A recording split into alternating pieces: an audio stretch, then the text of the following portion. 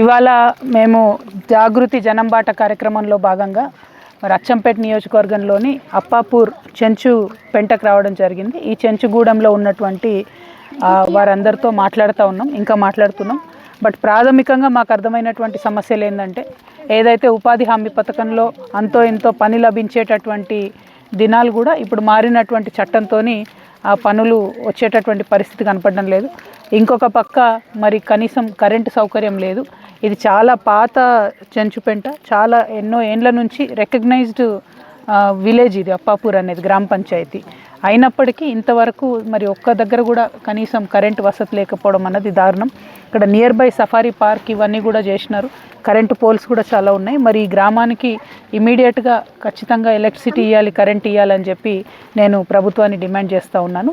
రెండవ అంశం, ప్రధానమంత్రి ఆవాస యోజన కింద ప్రతి ఇంటికి దాదాపుగా 5 లక్షల రూపాయలతోని షెడ్లు కట్టించినామని చెప్తున్నారు, ఇల్లు కట్టించామన్నారు. కానీ అది ఇల్లులాగా లేదు, షెడ్ లాగా ఉంది. మొత్తం ఓపెన్ ఉన్నది. పక్కకు ఉండేటటువంటి అన్నీ కూడా జస్ట్ సిమెంట్ రేకులతోని కట్టి మీదికెళ్ళి టిన్ షెడ్ వేసినట్టున్నది. సో వాన పడితే కూడా ఇంటి లోపలికి వచ్చే పరిస్థితి ఉన్నది.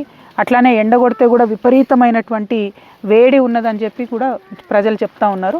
ఖచ్చితంగా ఈ పిఎం ఆవాస్ యోజన విషయం నేను ప్రధానమంత్రి గారికి కూడా ట్విట్టర్ వేదికగా తెలియజేయడం జరుగుతుంది. ఎందుకంటే కేంద్రం నుంచి 5 లక్షల రూపాయలు వచ్చినాయని చెప్తున్నారు, కానీ కనీసం 1.5 లక్ష కూడా కాదు. ఆ షెడ్ చూస్తేనే క్లారిటీగా అర్థమవుతుంది. మరి అటువంటి వాటిని ఎట్లా ఎంకరేజ్ చేస్తాము?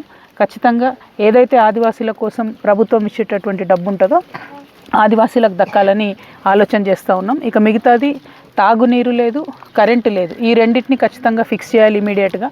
మూడవది, పనికి సంబంధించి ఇదివరకు ఏదైతే గిరిజన కార్పొరేషన్ నుంచి కొనుగోలు చేసేటటువంటి బంక కావచ్చు, చింతపండు కావచ్చు, కుంకుడుకాయలు కావచ్చు, ఇవన్నీ కూడా ఇప్పుడు కొనుగోలు ఆపేసిండ్రు.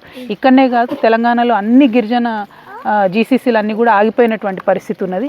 ఐటీడీఏ నుంచి కూడా నామమాత్రం సేవలు అందుతున్నట్టుగా కనబడుతున్నది. కాబట్టి ప్రత్యేకించి ఈ అప్పాపూర్లో ఉండేటటువంటి ఈ చెంచు పెంటలకు సంబంధించి అన్ని పెంటల్లో కూడా ఎలక్ట్రిసిటీ అవకాశం ఉంది, వేయొచ్చు. సఫారీ పార్క్కి వేసినాం, మరి వీటికి ఎందుకు వేయడం లేదని కూడా మరి ఆలోచిస్తున్నారు. కాబట్టి ఇమీడియట్గా తాగునీరు, ఎలక్ట్రిసిటీ ఇవ్వాలని డిమాండ్ చేస్తున్నాను. ఇక్కడ అనేకమైన ఇతర అంశాలు ఉన్నాయి. ఉపాధికి సంబంధించి కానీ, బస్సు రాకపోవడం కానీ, దీని మీద ప్రజలు బాధపడుతూ ఉన్నారు. మరి ఆటోలు ఓవర్ ఛార్జ్ చేస్తున్నాయి, వాటికి పే చేయలేమని చెప్తున్నారు. సో ఇట్లాంటి అనేక కష్టాలు ఉన్నాయి. వీటన్నిటి మీద కూడా ప్రభుత్వం దృష్టి సారించాలని చెప్పి నేను డిమాండ్ చేస్తూ ఉన్నాను. Thank you. జై. అసలైన తొలి వెలుగు. ఫాలో వాట్సాప్ @తొలి వెలుగు official.